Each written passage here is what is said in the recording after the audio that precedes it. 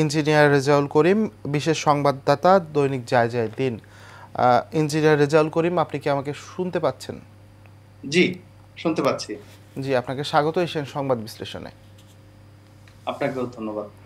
জি, আপনার কাছে শুরুতে যে বিষয়টি জানতে চাইবো যে গতকাল নিশ্চয়ই জানেন এনসিপির একটি সমাবেশ ছিল গোপালগঞ্জে। সেখানে দেখা গেল যে এনসিপির ওপর আওয়ামী লীগ এবং নিষিদ্ধ সংগঠন ছাত্রলীগ যেভাবে হামলা চালালো, এটি আসলে কি বার্তা দেয়?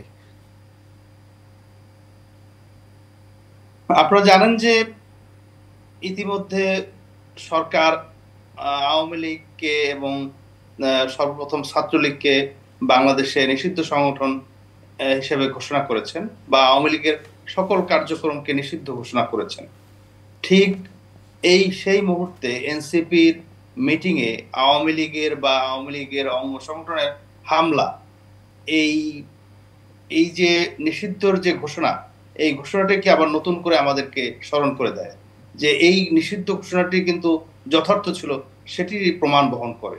কারণ আপনারা জানেন যে 5ই আগস্ট 2024-এর পরে একবার জাতীয়তাবাদী স্বেচ্ছাসেবক দলের সভাপতি জিলানী সাহেব সহ তার গাড়ির বহরে এরকম একইভাবে নগ্ন হামলা হয়েছিল। তখনও কিন্তু একজন আপনার এই বিএনপি নেতা এই আওয়ামী লীগের নৃশংস হামলায় নিহত হয়েছেন এবং অনেক লোক আহত হয়েছিল। এবং ঠিক তখনও কিন্তু সেনাবাহিনী চিরুনি অভিযান করেছিলেন এবং অনেকেই গ্রেপ্তার হয়েছে। আপনার গতকালকে বিনা উস্কানিতে যে হামলা হয়েছে এনসিপির উপর, সেটিও কিন্তু আমাদেরকে নতুন করে ওই পুরনো হামলার কথা মনে করে দেয়। গোপালগঞ্জ কিন্তু বাংলাদেশের বাইরের কোনো জায়গা নয়।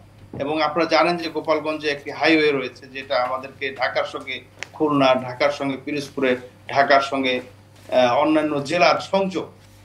তো সেই রাস্তা ব্যবহার করে আপনার কোনো জেলায় যে কোনো রাজনৈতিক দল, যে কোনো বৈধ রাজনৈতিক দল, তারা যে কোনো গণতান্ত্রিক কর্মসূচিতেই পারে।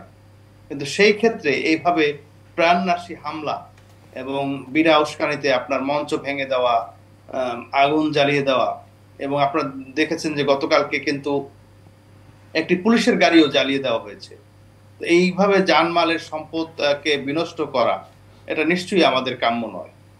আচ্ছা, এই আওয়ামী লীগের হামলা গোপালগঞ্জে যেটি হলো, সেটি কি আমরা সাম্প্রতিক সময় দেখতে পেয়েছি যে বিভিন্ন রাজনৈতিক দল যারা ফ্যাসিস্ট বিরোধী একসময় ছিল, যারা একসময় আওয়ামী লীগের বিপক্ষে আন্দোলন সংগ্রাম করেছে, তাদের মধ্যে অনেকটা দূরত্ব তৈরি হয়েছে। এই দূরত্ব তৈরি হওয়ার কারণেই কি এই ধরনের হামলা হচ্ছে?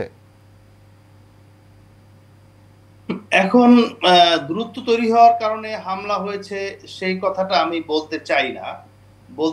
এ কারণে যে আপনার যে যখন জাতীয়তাবাদী স্বেচ্ছাসেবক দলের সভাপতির উপর হামলা হয়েছিল এবং বিএনপি একজন নেতা নিহত হলেন, তখন তো আপনার এরকম কোনো মানে অনৈক্যের কোনো বার্তা আমরা পাইনি, কিন্তু তারপরেও কিন্তু হামলা হয়েছে। এবং আওয়ামী লীগ বারবার একটা বার্তা দেওয়ার চেষ্টা করছে যে গোপালগঞ্জ হচ্ছে আওয়ামী লীগের দুর্গ, এখানে অন্য রাজনৈতিক দলের কোনো ঠাঁই নেই। কিন্তু গোপালগঞ্জে তো শুধু আওয়ামী লীগের সমর্থকরা বসবাস করেন না, সেখানে বিএনপির সমর্থক রয়েছেন, জামাত ইসলামের সমর্থক রয়েছেন, এনসিপিরও সমর্থক রয়েছেন, বা অন্যান্য রাজনৈতিক দলের সমর্থক থাকতে পারেন। এবং আপনার এই যে ব্যারোমিটার, যে কোন দলের কত সমর্থক রয়েছে, সেটা নির্বাচনের মাধ্যমেই প্রমাণিত হবে। একটা দলের যদি একজন সমর্থকও থাকে, তারও রাজনৈতিক মতদর্শ প্রচার করার অধিকার রয়েছে, যতক্ষণ না সেটি আপনার দেশের প্রচলিত আইন কানুনের বাইরে না যায়। সেখানে এভাবে বিনা উস্কানিতে হামলা, আমরা সেটাকে রাজনৈতিক অনৈক্য দেখতে চাই না, এটাকে আমরা গণতন্ত্রের উপর হামলা হিসেবে দেখতে চাই। জি, আমরা যেটি জানি যে এই অন্তর্বর্তী সরকার 11 মাস ধরে ক্ষমতা নিয়েছে, 11 মাস ধরে তারা দেশে পরিচালনা করছে। কি এই 11 মাসে কি এই গোপালগঞ্জের আইন শৃঙ্খলা পরিস্থিতি উন্নত করা যায়নি, বা এই কোনো পদক্ষেপ নেওয়া হয়েছে কিনা, আপনি কি মনে করেন? নিশ্চয়ই পদক্ষেপ নেওয়া হয়েছে। আপনারা জানেন যে শুধুমাত্র বাংলাদেশের একটি জেলা, গোপালগঞ্জ জেলা, যেখানে নিষিদ্ধ ঘোষিত আওয়ামী লীগ তাদের কার্যক্রম পরিচালনা করার বারবার চেষ্টা করছে। সেখানে আপনার আইন শৃঙ্খলা বাহিনী তাদের দায়িত্ব পালন করছে বলেই বিশ্বাস করতে চাই, এবং পালন করছে বলেই গতকালকে এনসিপি নেতারা আপনার গোপালগঞ্জ থেকে বের হয়ে খুলনাতে আসতে পেরেছেন। কিন্তু আমি যেটা মনে করি যে আপনার এই যে এটা তো একটা বড় প্রোগ্রাম, এনসিপি তারা সারা দেশব্যাপী পদযাত্রা বা রোড মার্চ বা গণসংযোগ করছে, এবং নিঃসন্দেহে তাদের নিরাপত্তার ঝুঁকি ছিল, এটা প্রশাসন জানতো। তারপরও আমার মনে হয় যে তারা পর্যাপ্ত ব্যবস্থা নিতে ব্যর্থ হয়েছেন। তো গতকালকে গোপালগঞ্জে কারফিউ দেওয়া হয়েছে। আশা করি যে আপনার এই প্রশাসন দ্রুতই আইন শৃঙ্খলা পরিস্থিতি নিয়ন্ত্রণে নিতে পারবে।